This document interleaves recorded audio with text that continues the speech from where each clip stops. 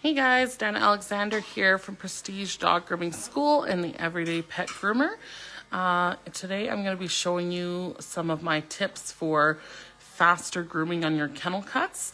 I do similar tips on my teddy bears and breed cuts as well, but today I'm going to show you a short kennel cut on a very, very thick-coated Cocker Spaniel. I know lots of us struggle with this breed. This guy gets a very short haircut, just a one length all over strip. That's what his owner loves. She actually brings him in pretty decent shape, although his hair is super thick. Like this guy, super thick. And of course, like many Cocker Spaniels, he can't be he doesn't do well with the force jar, so we actually hand dry this guy completely. So I'm going to explain to you my tips on how to groom these guys faster, more efficiently. This guy nose to tail, even with the bath and blow dry, is around a 1 hour 15-minute groom for me. So 1 hour 15 minutes, that's bath, blow dry, and clippering. So the clippering part, the entire clippering part, nose to tail, is 20 minutes for me, and I'm going to show you how that's possible with using your clippers in innovative ways. So we're going to do that right away. I've done half the dog, so we're going to set our timer and start at 10 minutes for the other half, and we're going to start going at that. So again, this guy's getting a strip. That's what his owner loves. She likes to keep him clean and just simple. He's got an extremely thick coat. And we're going to get started and get going on that. So just before I start though, I have bathed and dried this dog beforehand. Even though he's getting shaved, I always bath and dry my dogs first, because you're never going to get the same finish if you don't. And that's why we're going to be able to get this dog so smooth. You'll see how smooth we're going to be able to clip this dog. And that is purely because we've prepped him by bathing and drying him before clipping him. So I have not pre-shaved this dog. We are just going to be taking him straight from bathe to dry. Like I said, he doesn't handle the force dryer, so we stand dried him. And he's very, very good for everything else, but he just happens, like lots of Cocker Spaniels, not to like dryers. So we're going to get started here. So again, speed grooming, my tips and tricks for your short kennel cuts on how to get these guys more efficient so you guys can make more money and without sacrificing quality or comfort for you and the dog. So let's get started. Okay, flipping you over here. So I've done half of him, and now we're going to do the other half. Whoop. His name is Gus. Come here, little Gus. He's not so little. Okay, so we have the other half of Gus here. So let me flip him here.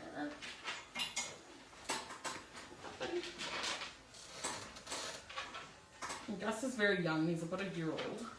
So I'm going to have a 9 on my 5-in-1 clippers. Now, if you guys want to look up a 7-blade and a 9-blade, they're about 1.5 millimeters difference.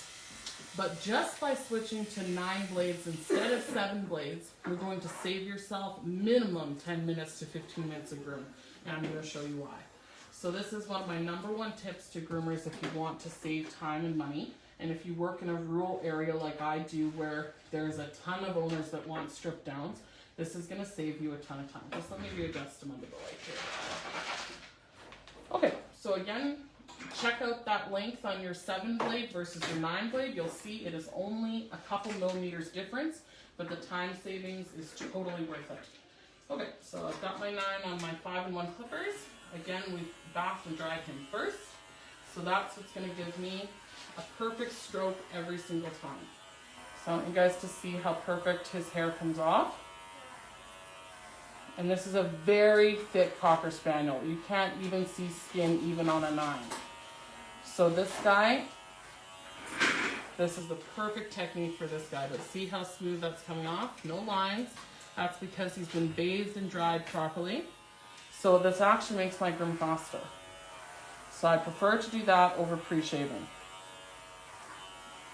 And that way I can make use of every stroke. So I'm clipping with the grain, and I'm making sure I'm using nice, even pressure, and I'm making sure I'm using the full width of my clipper on every stroke. That way I'm getting the full benefits. Otherwise, I'm having to go over him a million times, which you don't want. Make sure you're keeping the angle of your clipper the same no matter how the contours of his body is changing. Okay? So every stroke needs to matter. So maybe adjust him.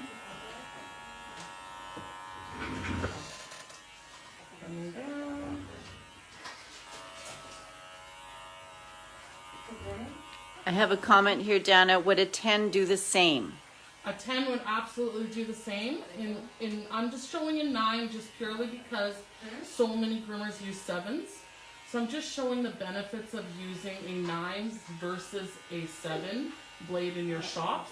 You're also saving on a bunch of risks. I mean, we know that 7 blades are kind of a risky blade. They're the most common to nick dogs. So you also save yourself that. Plus you get to use your 5-in-1 clippers. It's a lot lighter.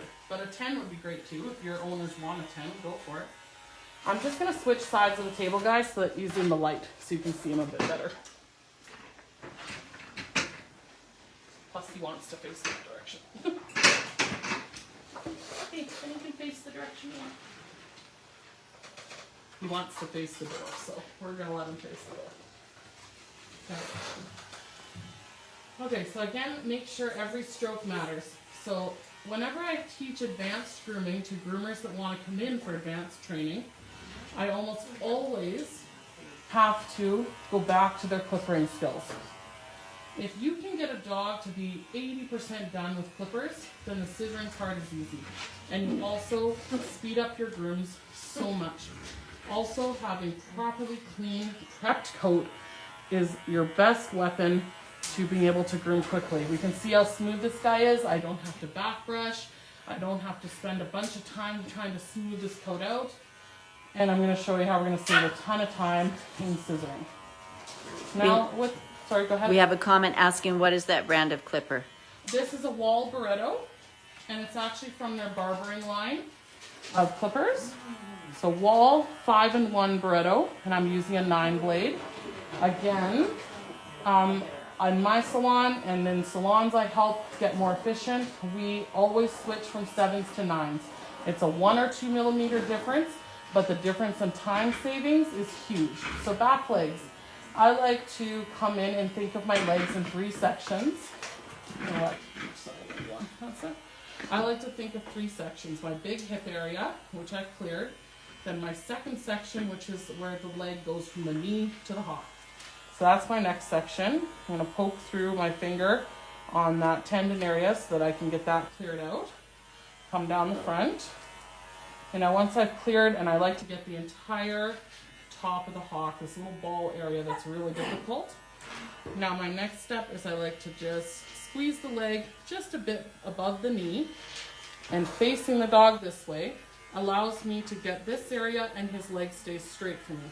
So then I can go down and get his entire foot with the leg straight. And then I can come all the way around. Again, I'm making sure every stroke matters. And once you get good at this and you know the dog well, then you know his body contours, and I'm able to do this in a few strokes. So that's how, and I'm going to come on the inside as well. So I'm able to get all that in one hold done, and this is a heavy guy that loves to sit, so that's a great hold for those ones. Coming and getting his rear end. I'm not leaving this area until I'm completely satisfied and done. Coming in and getting his tail. I did the other half already. He has a full tail, and the owner still likes it shaved, so, you know.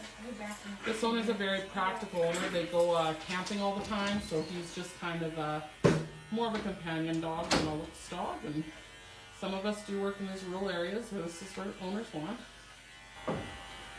This guy, it's actually too bad. This guy has absolutely gorgeous, stunning hair, and he's a beautiful dog. I would love to do this guy in a breed cut, but his mother doesn't like it. Okay. So we have another comment. Jennifer is asking, does this 5-in-1 clipper use an A5 detachable blade? No, not an A5 blade. It uses its own wall-designed 5-in-1 blades with an adjustable knob on the bottom. Okay, I have switched to a 10 for the groin. And what I'm doing is tucking the leg up. When you tuck the leg up, his hip joint opens. So it's a lot more comfortable for him. If you have the leg extended and you try to lift that hip joint, it locks. So you need to tuck it up. So think of like a little chicken wing, and then you can open that hip joint. So a lot of groomers have these big heavy dogs like this, and they're struggling with getting them to stand up for them. But the key is just making sure you crunch that leg up enough. Plus, when you crunch it up, it actually pops out this little groin area for you, so that you can get that all clippered.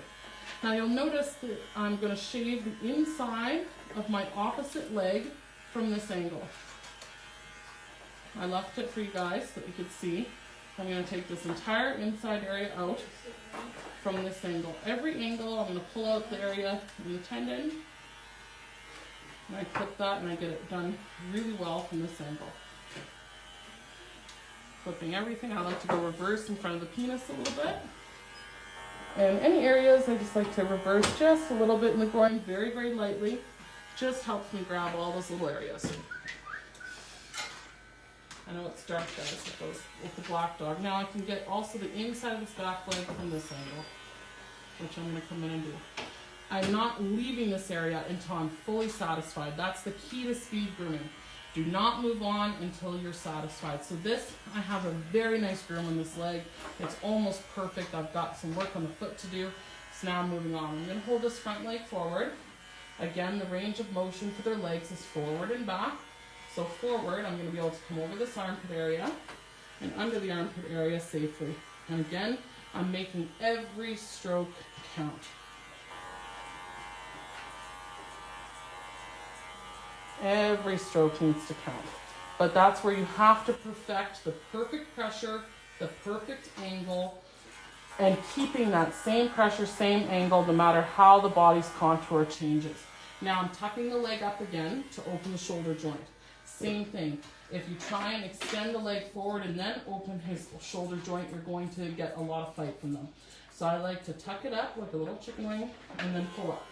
And then that actually unlocks his shoulder joint. If you extend it, you'll see it locks here.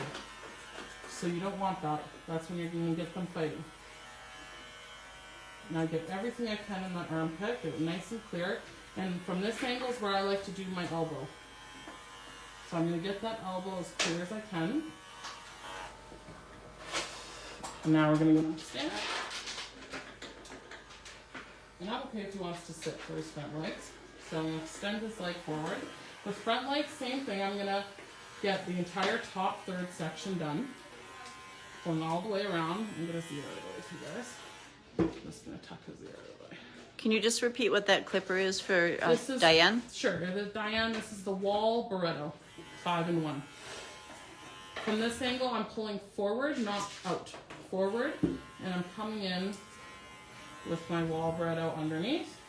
So notice where my body position is, and I'm coming crossways underneath. This is the easiest way for me, I find, to get this, and all I'm focusing on is this top third of the leg. Remember, I got my elbow and armpit already. Now what I've done is I'm going to bring my hand, so you might want to switch positions here. I'm going to bring my hand underneath and above the elbow. That's going to be my hold, above that elbow. What that does is keep his legs straight for me. Now I can work on the next third, which is just where it connects to the foot. I'm going to work my way all the way around again and making sure every stroke counts. Once you perfect getting the exact pressure and the exact angle all the time, this is really fast. I'm going all the way around, making sure it's perfect, and then I can switch to holding the foot to get the little inside strip. And now I can move my hold down where I just have the floppy end of the foot left. And now I'm going to put my fingers underneath the foot to hold it stable. I see some groomers that will set it on their arm. I like to use my fingers to stabilize the foot underneath. And that way I can come over his foot with this 10. Sorry, we're on a 9. Again, we're using a 9 instead of a 7 because it's 1.5 millimeters shorter. And it's going to save us so much time in scissoring. And I'll show you why in a minute. He's a little bit finicky for his feet, so I just let him have his foot back and then I just repeat. But this makes these finicky dogs much easier to do because you're only doing it in a section at a time. Cindy, she's on a 9. I'm on a 9 blade on my 5-in-1 instead of a 7 because it is faster, more efficient, and it's only 1.5 millimeters difference. So it's my go-to, and it's the go-to to adding speed to your salons. Any of your 7 grooms, if you switch them to 9s, and these tips I'm showing you today, you're gonna save a ton of time. Okay, so our clipping's actually completely done on the body. I'm gonna switch to a 40 blade on my number 9, and I'm gonna show you how we're gonna make that fast and efficient. I want you guys to notice that there's no sticky outies. So we have Tammy McGiffin asking, what is the correct angle to hold the blade? So the blade, you want it at your 9, it needs to be quite steep, not shallow. I see a lot of groomers making that mistake, holding it quite shallow to the body. You need to have a very steep angle. And the shorter you use it, so we're now on a 40, it needs to be even steeper, which is what I'm gonna do in the paw pads. So I've got my 40 here. I'm gonna clear just the top of the foot. And while I'm here, I'm just lightly dusting the side of his foot. Because whatever you can do with clippers, where you're at, saves you time and makes you a more efficient groomer. Okay, so I'm coming in, I'm clearing my pads, and I'm making sure to do a very nice edge on the edge of my toe. Now I'm coming right to the nails and doing a very nice edge. Notice them coming sideways around. I'm gonna do the same on this side. Sideways around, and I'm making sure I'm taking my time here. This is also a Cocker Spaniel foot, so we want to get as much hair off of this thing as possible. Okay, that's my foot. Now I'm going to switch to my 9 again, and then I'm going to brush up the top of my foot. You can see what's left here is barely anything. Brush it up. I'm going to re-clipper again, that steep angle, really steep angle. If I go like this, I'm just going to dust off. It has to be steep. And I'm really wrapping around those toes. Now I'm going to switch back to my 40. And I'm just going to touch up around the nails. And this is going to leave me with just dusting to do with my scissors. So you can see how this is going to save you a ton of time. And this is a big, hairy Cocker Spaniel foot. And now it's completely tamed. Okay, so let's go get our other one. Up, buddy. So we have Heather asking, how long does the total groom take you? This is a 20-minute groom for me from start to finish. The entire dog, including its face. So now I'm going to come, I like this little additional toe pad on the back, pastern area. I like to come with my 40 blade. I'm just going to reverse up the back, and I'm just touching it up. Again, you're on a 40, so be gentle. I don't want a big naked patch. But I'm already here, and I'm going to save myself the scissoring by coming in and touching that all up. I'm also going to do around the dew claw. I like around my dew claws really nice and clean. So I'm actually, it's okay, good. He's very touchy for feet, so. Heather's asking, does that 20 minutes include your bath and dry? No, that is just the groom. With bath and blow dry for this guy is 1 hour, 15 minutes. And he is a stand dry dog. He doesn't tolerate the force dryer. So I'm coming in, I'm going a bit slower on this front foot because he's fairly finicky for his front feet. It's okay, buddy. Don't worry, I got you. He wants to lay down, so if he wants to lay down, for me, he's a very submissive kind of guy. So I'm gonna let him lay down.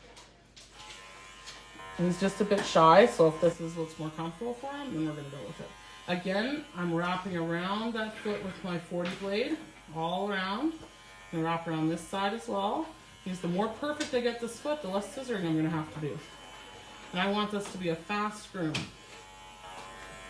It's okay, bud. It's okay. Lay down. Good boy.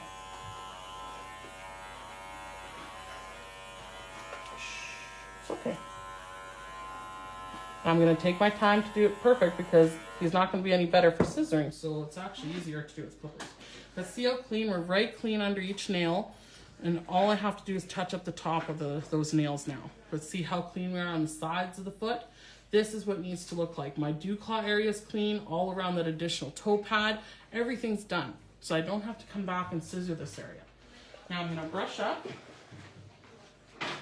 Now we've got all we've got left is the stuff between the toes. So I'm coming back with my 9 again, and I'm going to come over again. That steep angle is necessary.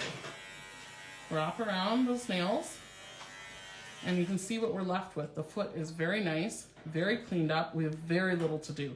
So I'm going to come with my 40 blade and just touch up lightly around the nails.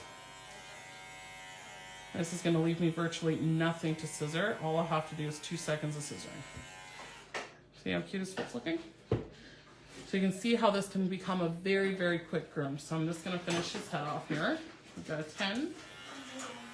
I'm gonna do a slight bit of a crest on him. So I'm right from the top of the ear where it connects at the front to the front. I'm leaving a little circle of hair there.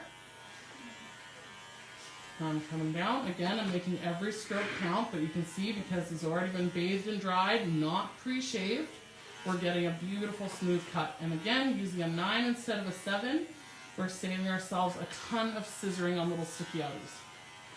So you can come back if you do have any sticky outies and touch them up with a 10 blade. Just barely dusting any areas, and then that'll touch it up. This adds so much time and saves you so much time.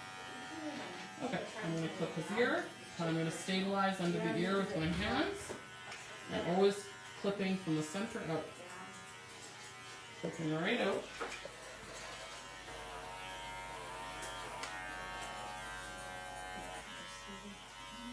And again, I'm making sure steep angle. If you're too flat, you're not going to get a perfect cut. And I don't like to repeat my strokes if I can help it. Again, that's a time-saving thing. Once you get that perfect angle versus every plane of the dog's body and the right pressure, and he's clean and prepped properly, then that's when you can get perfect strokes every time. Okay?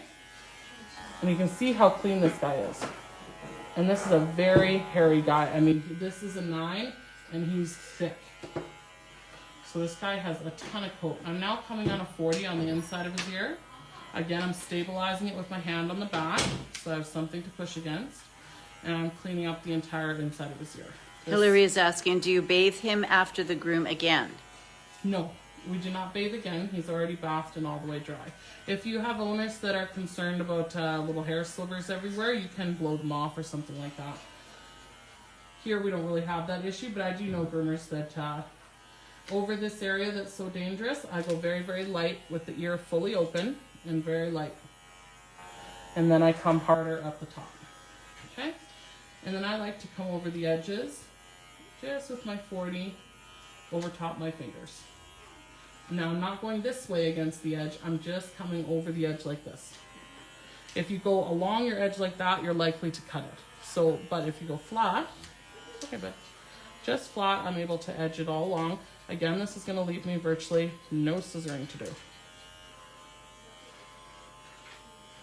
I'm just coming along, flat edge. See how we have almost no scissoring to do, so I'll touch that with shears after. I'm now switching back. I'm going to switch to a 15 now. And come towards myself, right at the eyes. You're okay. And again, every stroke needs to count nice and smooth. On faces, go slow. That's how you're going to get a nice, smooth face. And we all know how thick these Cocker Spaniel faces are. And then I like to go with the grain from the eye back. So I'm setting my edge so that it doesn't go in his eye. So it's just on the edge of his eye, and then I go back. Right at the edge of the mouth, I'm going back. And since I've already shaved in here with the 40, I can clean it right up to that ear. Again, no scissoring in there now. Coming down his neck. And I like all my dogs laying down for their faces, so you can just set his face on my hand like he's doing. He's been groomed by me since he was a little guy, so he's used to it. And then I'm just going to stretch out that mouth just a little bit with my thumb, just so I can get the inside here. And then I'm going to get my entire chin area.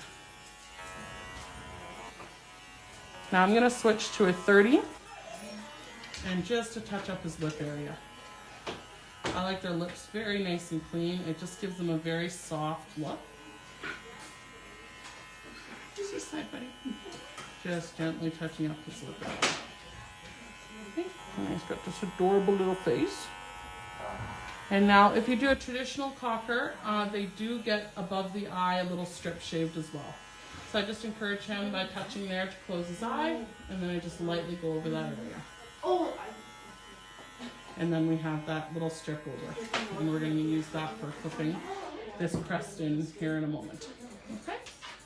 So I'm going to show you what's left to scissor on him once we're at this point. Come on, buddy.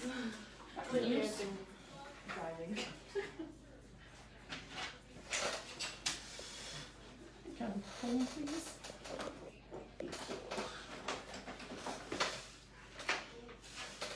So you'll see our feet are extremely clean.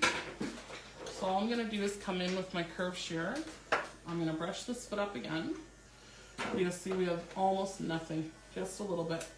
I'm just gonna come in and clipper that. And if you wanted to, you could even come and clip between the toes like a clean foot if you wanted to. Let's see how quick that was. I've already done my edges all around my nails with my 40 blade. So it's done. Beautiful foot. Okay, I'm gonna go back to my friend. With my 9, I can switch to a 10 blade on here. And I'm just gonna lightly do any of my edges. Come in, edge everything lightly. And that's gonna clean up everything. Okay, same thing on the front leg. I'm just gonna edge. I've already done all around this area with my 40, touched it up, so that part's done as well. I did my armpit in a 10, so that's done as well. What's left is just my front paw here. So I'm gonna lift it up, brush up. And you can see a little bit here that needs to be done. Come in and scissor. So Tammy has a comment. I've only ever used one clipper. Is there really a difference with them, good versus bad, or is it mainly technique? The 5-in-1 will be a life changer for you if you've only been using A5 clippers. It's lighter, it's faster, it doesn't heat up, the blade is sharp, the lengths are all interchangeable right in here. It is a total game changer in my opinion. So, and it's what we use 90% of the time for our grooms. So you're able to do so much versatility with these versus an A5 clipper. Plus the dogs tolerate them better. They're not as much vibration, they're quieter. It's just a win-win-win for me. So that's why I switched to these. Plus, like I said, using a 9 blade instead of a 7, which is what we did here, you're saving that 1.5 millimeters, but it saves you all the sticky outy scissoring. So again, this is a 20-minute from start to finish groom, including scissoring his crest and his feet and nails and everything. So with the bath and dry, an hour and 15. If I was able to force dry him, it could be probably around a 1 hour groom, I would say. So knowing your times is vital so that you know what you're doing. Let me just grab a quick thinner. Tammy is also asking, where did you find that clipper? On Amazon? You can't get it on Amazon. You'll have to go through a wall supplier. They have lots. It's the same inside. It's the same as the Bravura. And all my guys lay down for their heads, which I'm fine with. Diane is asking, how do you keep the 5-in-1 blade sharp? By always using it on clean prepped coat. So remember, your clean prepped coat is your absolute game changer as well.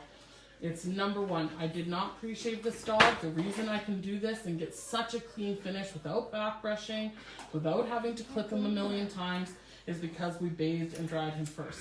Now I'm gonna come in and just dust in this whole crest. Again, I have shaved this little section over the eye. That's gonna help you set your crests in. And now what I've done is the crest ends just at where the front of the ear connects and then goes from the corner of the eye. That's the circle I do. So that way I'm just coming in. Now these are my curved chunkers from Angie Patrician and Mike Kitney. I'll tag them in the post so you guys can go check them out. But I just love these curved chunkers. It just helps. What you want to do is make sure you get that nice blend. But again, because he's been clean and blow dried properly, this is so easy. And the point of the crest on most pet dogs is just to fill in that large divot in their skull. Okay, we just want a nice round little head. I'm gonna come this way. Just blending it in. So I'm leveling it with the top of his skull.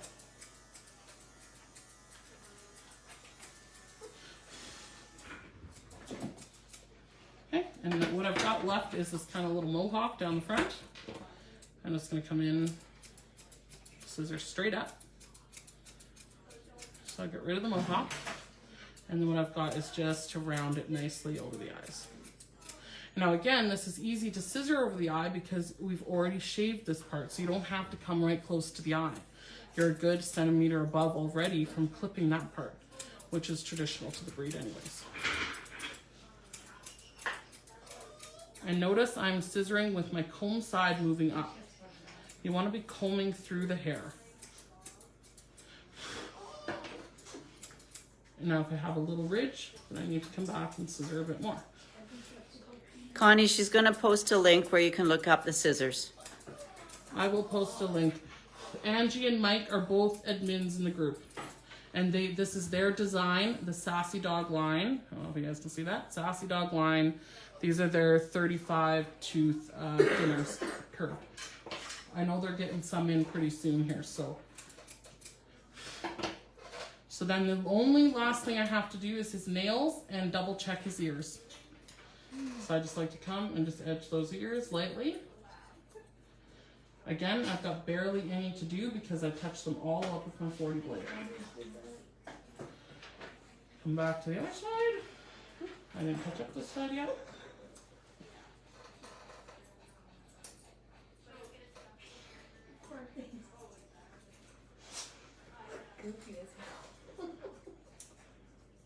And that is how we finish